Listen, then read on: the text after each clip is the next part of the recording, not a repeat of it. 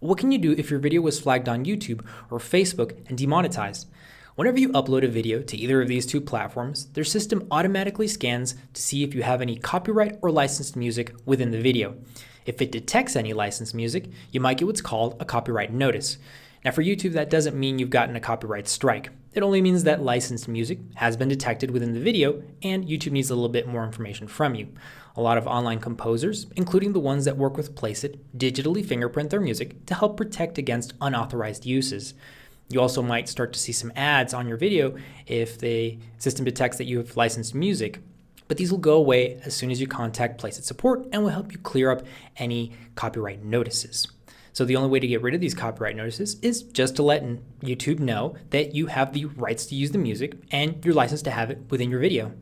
To dispute a copyright claim, simply click on the matched third-party content link and then click on File a Dispute. Next, you'll see several options. Simply choose the one that says you have a license or written permission from the rights holder to use the material. In the Reason for Dispute box, include the statement, "A license to use this royalty-free music was acquired from placeit.net/Envato." Once you've submitted the dispute, claims are usually cleared within 24 to 96 hours. Don't forget to check out the links in the description for our full guide and tutorial on how to clear copyright claims from YouTube.